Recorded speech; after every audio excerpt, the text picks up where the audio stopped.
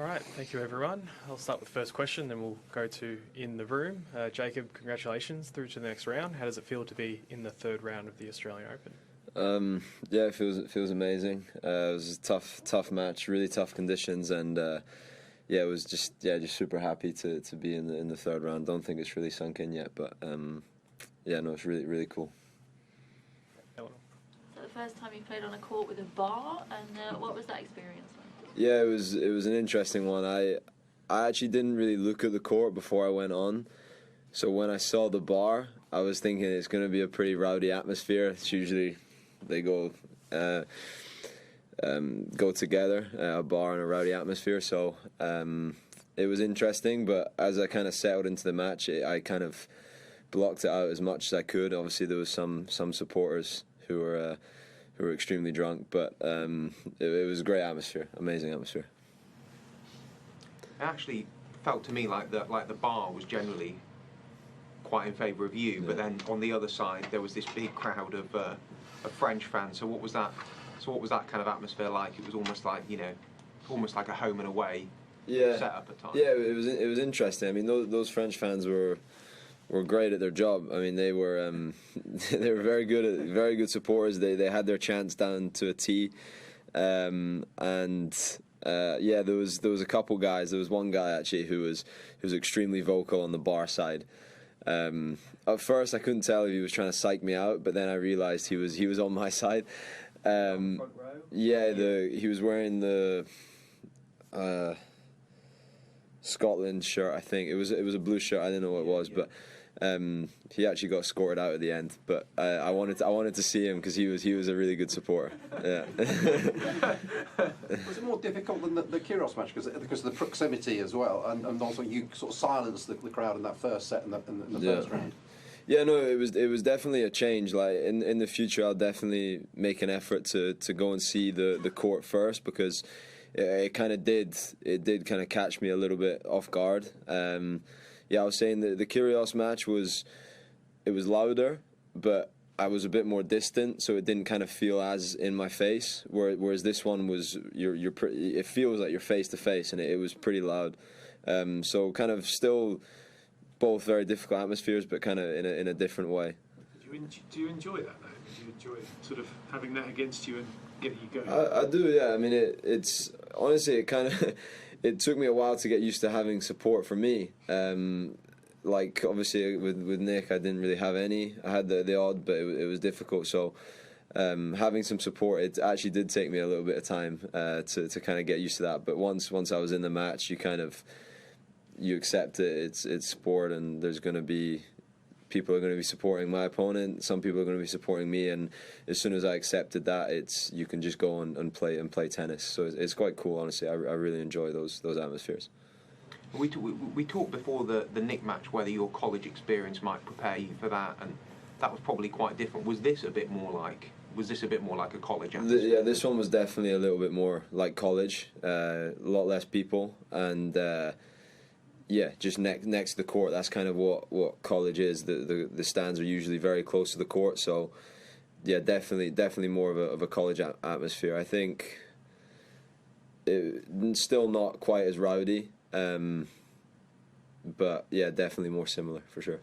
Yeah. Jake, you've played Djokovic on centre court. You played Kyrgios here. Now you're going to play the number 2 seed. I mean, some players could go their whole career without having these kind of big occasions, and this is only your second slam, and you just seem to be racking them up. Kind of, I don't know. Do you just sort of roll with the punches of it, or do you have to kind of think, oh, wow, this is all happening to me like very quick? Yeah, no, it's quite cool actually. Now I'm playing Zverev. It's another massive match. I assume it will be on a big court, and obviously he's number 2 in the world. I mean, he's playing unbelievable. So I'm aware that all these matches that I'm getting are extremely challenging. But yeah, I do get nervous, but I know how lucky I am to have these experiences and play these matches. Like I said in other kind of interviews, these matches don't come around often. So I'm trying to cherish them and stay in the present moment really, and just try and enjoy these massive matches, because they are some of the biggest that I can play.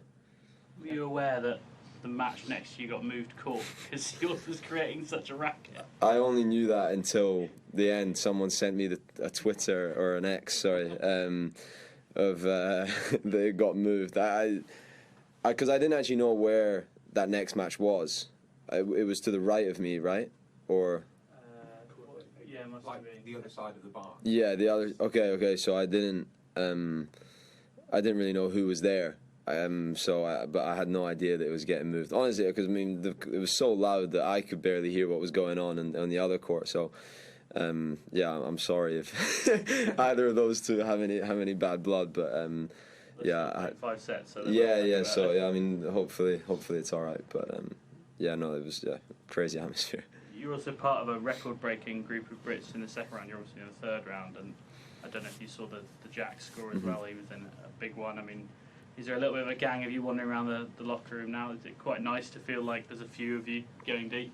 For sure, yeah. I mean, especially like to be in the third round with Jack, it's really special. I mean, I've known him since we were very young, and to kind of be in this kind of occasion together in the third round, obviously, I think we're kind of far apart in the draw, but it's awesome. I think it's really cool to kind of look back on the past and then kind of see where we are now. It's really cool, and yeah, I mean, obviously we do our own thing. We're trying to get as far as we can, but every time I see him, it's great to see him around this place, and yeah, hopefully I can see him for more at different tournaments. Did you catch any of his match?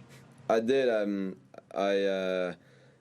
I caught the last set, I think, and I saw the last 2 games. Yeah, crazy match, so long. I couldn't even Enjoy imagine. him sticking his. You didn't do any of that, but he felt No. the need. Yeah. I mean, maybe his atmosphere was worse than mine. So maybe it was. Yeah. So maybe it was. That I think it's allowed. Especially if he stayed calm the whole match, you're allowed to do a little something at the end just to rub it in for sure. Jake, can you remember when you first met Jack? How old were you? Did you kind of play against each other a lot at juniors? Did you get on? I think we were around about 10, maybe. I remember we played like in Gosling on like a green clay in like a bubble kind of in Gosling, and we played there for the first time. I think it was green ball, or maybe it was just transitioning into yellow ball. I remember that match actually, and then obviously we travelled a lot, and then we did play some cool matches like under 12, under 14, and then kind of got a little bit. He kind of went like way higher than me, and I went the college path, so he kind of shot up, and then I kind of went a different direction. But we still kept in touch on the odd occasion. So yeah. Who won that match that you're talking about? Do you remember? I think I did. Oh, okay. Yeah, I think I did. I can't remember the score, but I'm pretty sure I did, because I think I remember his dad saying to my mum that he was going to make sure he got some clay court lessons after the match. So I remember it, yeah. But did Jack have a bit of a reputation when you were kids? I mean, certainly from sort of hearing, it seemed like he was the name that people were talking about. Was he kind of regarded as the first one? For sure. I mean, everyone knew that he was a insane talent, and yeah, obviously, I mean, since he was probably the age, I don't even know, 14, 15, you were hearing that he was doing great results in the juniors, and then was transitioning really well to the pro tour, and then obviously now he's 14 in the world, something like that. So yeah, he's doing exceptional. So I don't think it comes as any surprise to anyone how well he's doing, for sure. When you went on that college path, did you always believe that a result like this was still possible in your future? Did you ever doubt it? I think so. I mean, obviously, that's not really, when you first go to college, that's not really what you set out straight out of the gate as soon as you leave. But obviously, I went to college because I still wanted to play professional tennis afterwards, but I just didn't feel ready physically, emotionally. So always wanted to play pro, and always believed that college tennis was the right path for me, and TCU was the right place for me in order to achieve those goals. I think everyone has their own path, and I went down the TCU college route, and yeah, I think it was the best thing for me, and I hopefully I'm showing some people, and other college players are showing players that it is a valuable path to go, and it does actually produce pro players, and it can transition extremely well to the pro tour. At the end of the match, I saw you put the towel over your head and seemed quite emotional. Just curious what was kind of going through your mind then. I mean, I was extremely nervous because I started hitting some double faults, and I really didn't want to serve out the match. So I was kind of taking a bit of time just to decompress and kind of take it all in, because it was a little bit emotional. I don't think I cried, but I was definitely close, and then I kind of held it together. Yeah. Jake, I assume you've seen a lot of Zverev playing. Kind of what do you think of his game, and how can you maybe try and disrupt him? Yeah, I've watched a lot of Zverev and admire his game immensely. I saw him play Norrie at Wimbledon, and that was this year, and it was an incredible match. And I'd never really seen him play live, and I was like, he's an amazing tennis player. You kind of don't really really get a grasp of it until you actually see it live. And he was incredible. And obviously he's still pretty young actually, and he's been, I don't even know, like 7-8 years at the top of the game. So incredible tennis player, and I'm really excited that I'll get a chance to play one of the biggest names in tennis. And it's really cool. Great. Thanks everyone.